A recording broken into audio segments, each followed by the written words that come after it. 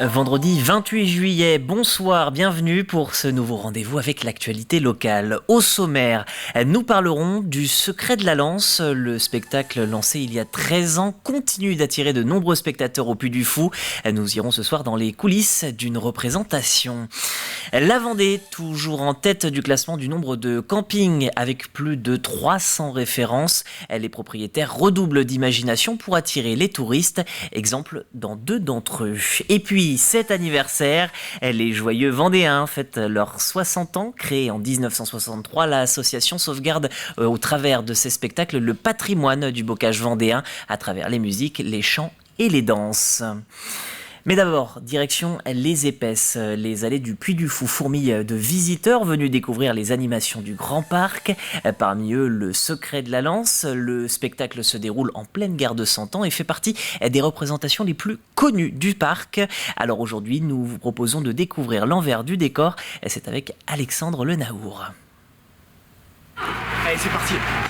Top chrono pour Tristan. Alors que le spectacle bat son plein, une course en coulisses, quelques secondes pour troquer son costume et se mettre dans la peau d'un Anglais à l'assaut du château. Prends la lance. 2 heures plus tôt, de l'autre côté du rempart, long de 60 mètres.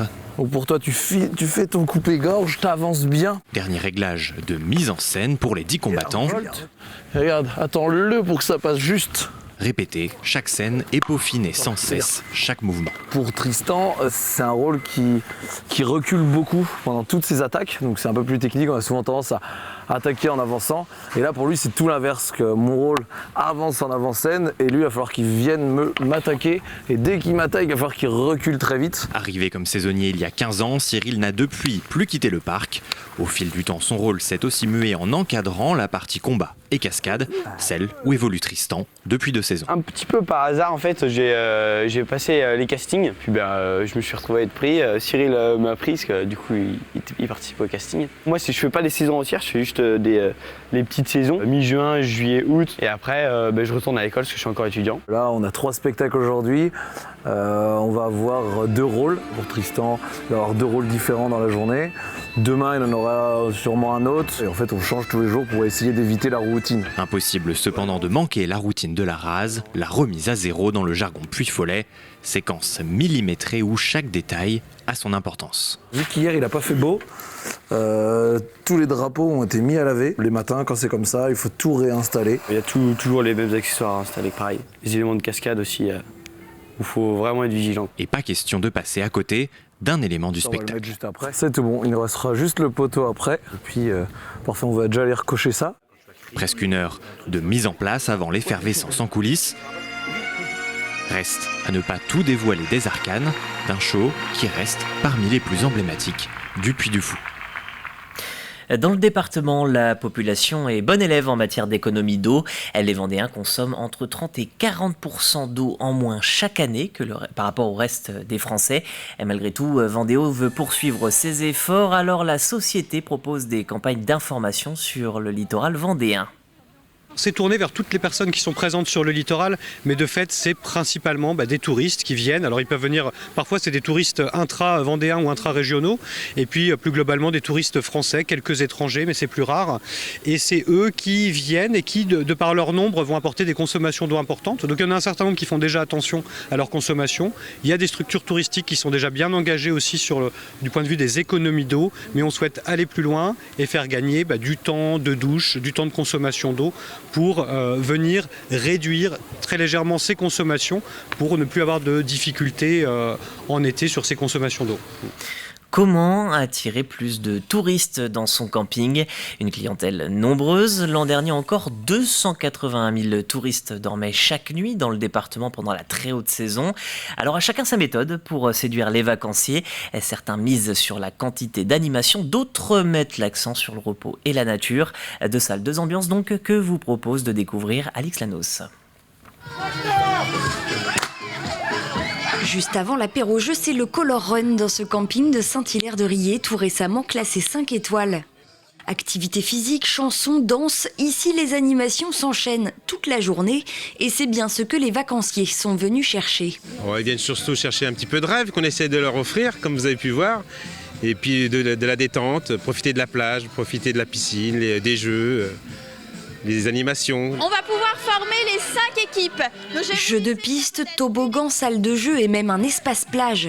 Ici, tout est pensé pour que les 1200 vacanciers n'aient même plus besoin de sortir du camping. Et ça fonctionne. On vient avec des enfants, donc ils ont toujours quelque chose à faire. C'est un peu même des fois difficile de les emmener pour aller faire des excursions. En fait, les enfants, ils s'amusent tellement bien qu'on passe toute la semaine, même les 2 semaines dans le camping. Ouais. Et moi, ça me convient.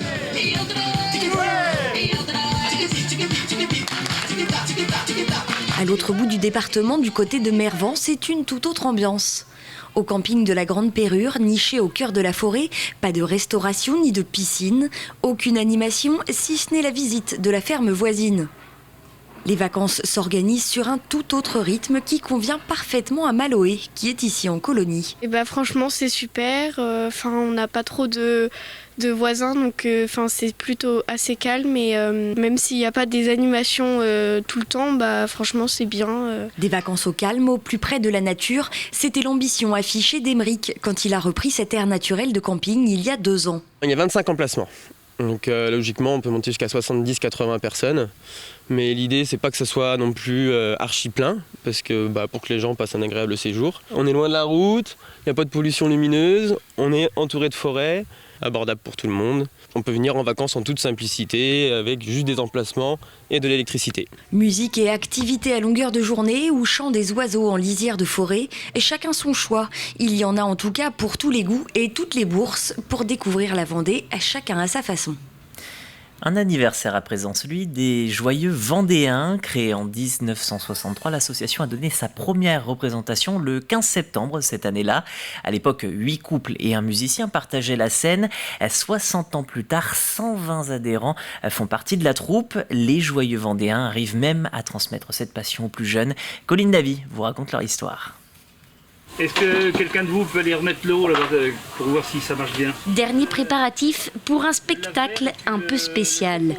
Les Joyeux Vendéens fêtent leurs 60 ans. Et le secret de cette longévité, c'est la jeunesse. Les Joyeux Vendéens ont commencé essentiellement par un groupe de danse traditionnelle. Et à l'époque, effectivement, c'était que des jeunes. Et petit à petit, la troupe s'est développée. Aujourd'hui, la troupe, je suis très content parce que elle perdure surtout avec des jeunes qui sont très motivés. Et avec ça, je pense que les Joyeux Vendéens pourront encore vivre de nombreuses années, j'espère.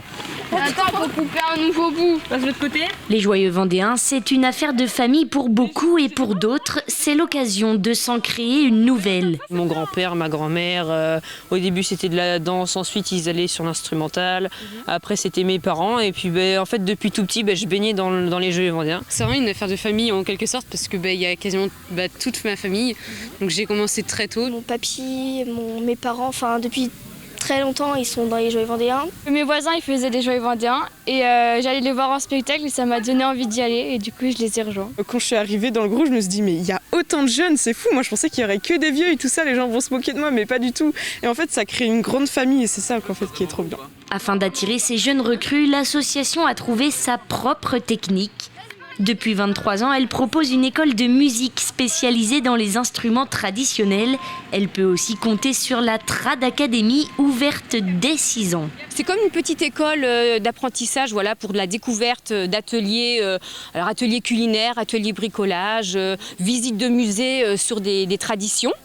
Et finalement, on arrive à capter ces jeunes qui sont intéressés, ces jeunes enfants, et petit à petit à les faire évoluer pour notre monde du spectacle. Donc ils connaissent un petit peu la scène et petit à petit ils viennent dans le groupe adhérer en tant que danseurs. Grâce à ces écoles, les Joyeux Vendéens continuent de plaire. L'association compte aujourd'hui 120 membres, bien loin des 8 couples qui l'ont créée il y a 60 ans. Colline Davy qui fête également ses 25 ans. Bon anniversaire Colline. Enfin, ce concert événement, celui de Pavlo Tabakov, chanteur à succès du groupe Orpheus. Cet Ukrainien mène depuis quelques années une carrière solo. Demain, il donnera un concert au jardin du tribunal des Sables d'Olonne. Rendez-vous 21h pour découvrir ce talent accompagné sur scène pour l'occasion par sa fille et l'une de ses amies.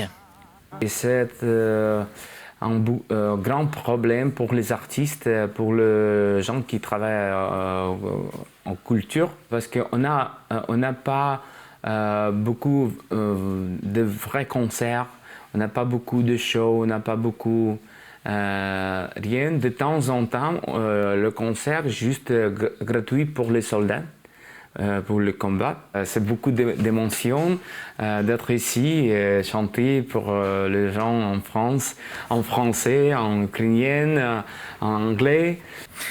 La météo pour ce week-end, le temps restera couvert ce samedi et dimanche. Des averses sont d'ailleurs attendues dès demain, en moyenne à 14 degrés au lever du jour et de 25 à 26 degrés dans l'après-midi. Et pour finir, on reste donc avec Tavlo Tabakov pour se quitter. Vous pouvez le retrouver sur le Facebook de TV Vendée avec un enregistrement des musiques chantées par sa fille. Belle soirée sur TV Vendée et à lundi, l'actualité reviendra à 12h30. Au revoir. Як я малий збирався навесні піти у світ незнаними шляхами, сорочку мати вишила мені червоними й чорними нитками. Два кольори мої, два